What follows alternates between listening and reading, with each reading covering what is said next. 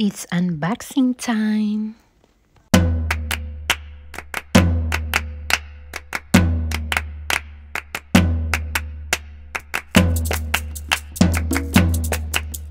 Hello everyone! Welcome back to my vlog. So for today's video, we're gonna do some unboxing. Meron tayong Burberry bag. May Fendi tayo. At saka, yung ating Marc Jacobs. Mag-start tayo sa Burberry. So, ayan. Ito yung ating Burberry bag na I actually bought it for myself, but I thought since meron akong Casey's Charms na ngayon, baka may magustuhang bumili nito, so ibibenta ko siya. So, maganda yung paper bag, pack, ganun. So, i-ano muna natin dito sa baba. So, buksan na natin yung ating Burberry bag. Ganyan siya, oh.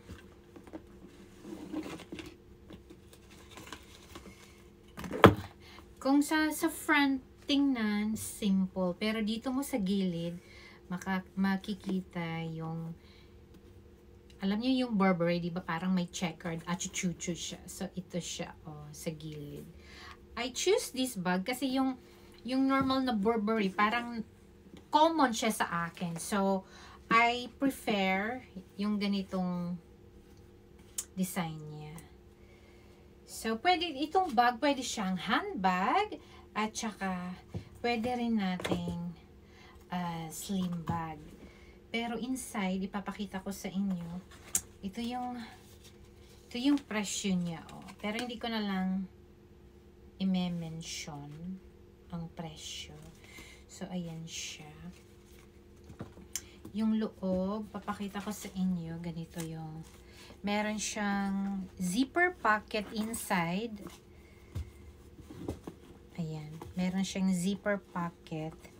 At saka meron siya ditong mga side pockets, so pwede mo rin dyan lagyan ng mga at chuchu mo, cards, pwede rin ganun. Katulad sa akin na, when I go to work, I travel with train, first car, tapos train.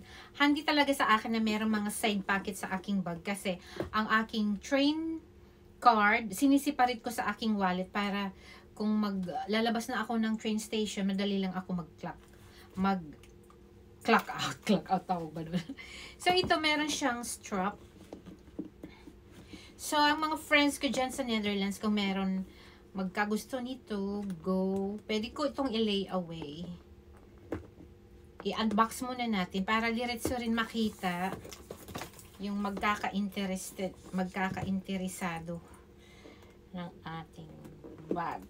Ayan. So, pwede siyang iganon. Oh. Ganyan siya. Pwede ba? Tapos pag ganyan sa gilid. Pwede siyang pang everyday or travel, ganon. Social pang everyday, naka-Burberry. Yan. So, ito yung ating unang na-unbox. Yan yung gilid niya. Ayan. Ayan siya. Kasi bagong-bago ito. I actually still have the receipt.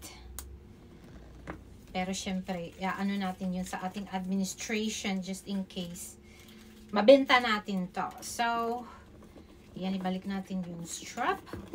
Syempre, ibabalik. Ay, yung importante pala to. Dapat nasa side pocket. Ibalik natin siya sa kanyang. So, yun nga. Yung bag na ito, meron siyang dust bag at saka yung paper bag. So, ibalik natin sa dust bag and then let's go on to our unboxing. Natin buksan. Ang ganda ng box. Ang ganda ng box ng Fendi. Ito yung nagugustuhan ko kasi yung box nila yung parang pag ganun ba yung open, pag yung ganun. At saka matibay yung box. Almost branded bags naman pag may box. Ano siya. So, ito siya. Actually, sinilip ko lang siya. Hindi ko siya totally na binuksan. Minsan, alam nyo, pag bumibili ako ng bag, kasi syempre, yung sample lang yung nakikita mo, tapos magbayad ka, tapos, kasi yung sa stock nila kukunin, tapos bibigyan yung paper bag. Minsan natatakot ako, baka iba yung, baka yung ilagay ba. So, ayan, Fendi, Roma, Love. Okay, oh, ayan, oh. Ay, nakatape pala. Kaya akala ko, bakit deform? So, may kasama siyang, ito yung dust bag natin ng ating Fendi. Belt bag ito, mga lalabs. Last year ko pa ito siya gusto. Ngayon ko lang nabili. Naghintay ng ano. So, ayan siya, oh. Ayan, kasi diba, makikita nyo sa aking mga post sa aking page, mahilig kami mag-disco-disco ni Mister. So, sometimes, naiisipan ko na I need, although meron ako maliliit na LV bag, pero sabi ko, matry ko nga diba matagal na itong umuso ng mga belt bag, waist bag. Pero never talaga ako nag-buy. This time lang. Nakita ko kasi ito eh. Dumaan kasi si Fendi sa aking Facebook page. So, ito yung strap. Ay, belt bag. So, parang igaganon lang na-turn. Ato, nalaglag. Saan to? Para ano to siya? Wait. Dito ata tong banda. So, diretso na natin i-ano, diba? Diretso. So, ganun siya. Pag ganon. Ayan. Maganda! Magagamit ko din yung Fendi belt. Double purpose pala to. Oh, ayan. Paano ba yan? Just may more. Parang hindi ko alam suotin. Magagawa pa ako ng haul. Ah, hindi. Wait. Saka ko na ano pakita. Yung ito na lang muna ang ating ipakita kasi maubos ang oras ko. So, ito yung mga ayan. So, from belt bag, pwede rin siya gamiting sling kasi meron siyang strap, mga lalabs. Ayos.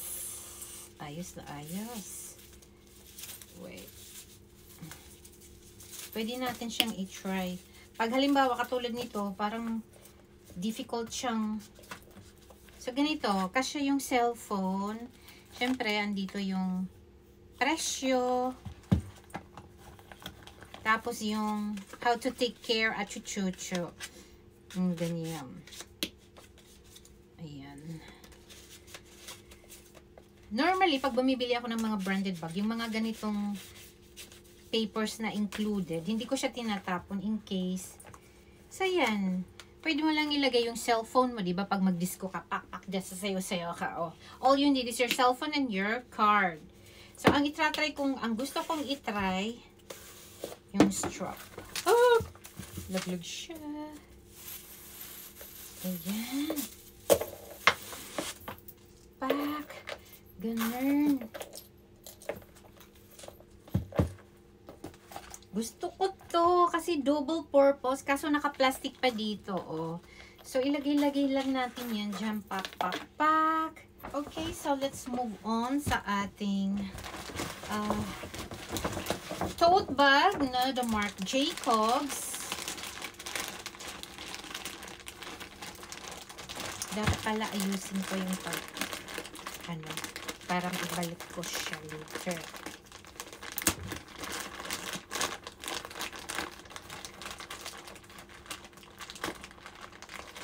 Ang Marc Jacobs at Michael Kors, wag ka mag-anak ba? Charot. Mag-anak ba? Saba ang designer nila. Kasi yung bag parang naka-plastic. So, ito yung ating tote bag. Size 26. Ito. Very cute tote bag na may zipper siya. Ayan. Ang ganda. Ang ganda niya. O, kasi may zipper siya. So, hindi siya may zipper. So, hindi ka madaling manakawan, charot.